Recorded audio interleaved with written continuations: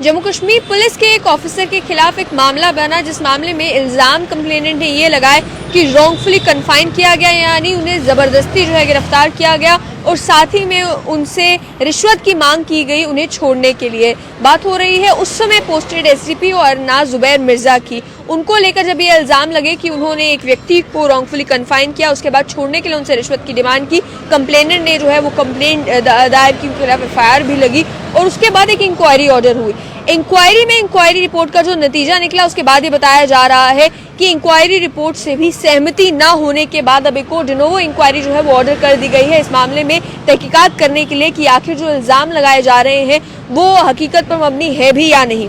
एक fresh inquiry order कर दी गई है इस मामले में, जहां पर उस समय जो एसडीपीओ अरनाज थे, रियासी में पोस्टेड थे जुबैर मिर्जा, उनको लेकर एक व्यक्ति ने इल्जाम ये लगाया कि हमारा कोई डोमेस्टिक मसला था। डोमेस्टिक मसले को लेकर हमें थाने बुलाया गया, थाने में जबरदस्ती हमें रखा गया और हमें छोड़ने के लिए रिश्वत की मांग की गई। उस समय कंप्लेनेंट ने ये भी एलिगेशंस लगाई थी कि लगभग 1-1.5 लाख रुपए वो मांगे गए थे हमें छोड़ने के लिए। लेकिन उन एलिगेशंस को सब्सटैंशिएट करने के लिए एक इंक्वायरी कमेटी बिठाई गई थी, जिस इंक्वायरी कमेटी के उस समय के अध्यक्ष एक आईपीएस ऑफिसर ही बनाए गए थे, जिन्होंने पहले इंक्वायरी को कंडक्ट किया। जिस इंक्वायरी में उन्होंने ये कहा कि जो जुबैर मिर्जा है अफसर उस समय के पोस्टेड है, उन्होंने कंप्लीट ऑनेस्टी और इंटेग्रिटी के साथ काम किया है। हमारे पास कोई कारण नहीं है ये कहने का कि उन्होंने अपने ऑफिशियल ड्यूटी के अलावा कुछ भी किया है। उस समय सीनियर पुलिस ऑफिसर गरीबदास थे, आईपीएस थे, जिन्हें इंक्वायरी ऑफिसर बनाया गया था और ये रिपोर्ट उन्होंने 9 फरवरी 2022 को शेयर की थी, जिसमें उन्होंने कहा था कि हमने इंक्वायरी कंडक्ट की है और इंक्वायरी में कुछ भी सामने नहीं आया है, कोई ऐसा तथ्य हमारे सामने नहीं है जिससे हम ये कह सकें कि जुबैर मिर्जा जो एसडीपीओ अरनाज थे उस समय में उन्होंने अपनी ड्यूटी से हटकर कोई भी काम किया है। लेकिन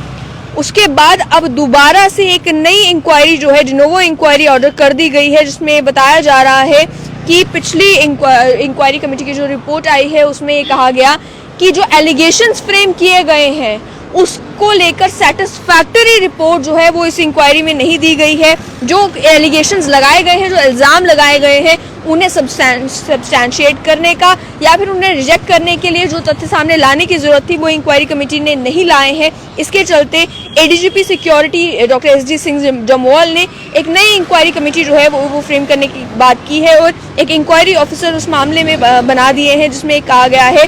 कि माफ कीजिएगा डॉक्टर एसडी सिंह जम्वाल उन्हें इंक्वायरी ऑफिसर बना दिया गया है। वो अब वो ये डिनोवो इंक्वायरी करेंगे मालूम करने के लिए कि जो एलिगेशंस लगे थे इसमें किस हद तक सच्चाई है या नहीं है। आपको ये बता दें कि जिस समय उस समय के एसडीपीओ अरनाज जुबैर मिर्जा से भी इस मामले को लेकर पूछताछ की गई तो उन्होंने ये बताया कि मेरे पास एक परिवार आया था, जिस परिवार ने कहा था कि उनका कोई फैमिली इशू चल रहा है जिसमें एक लड़की की वो इलीगल शादी कर दी गई और उस मामले में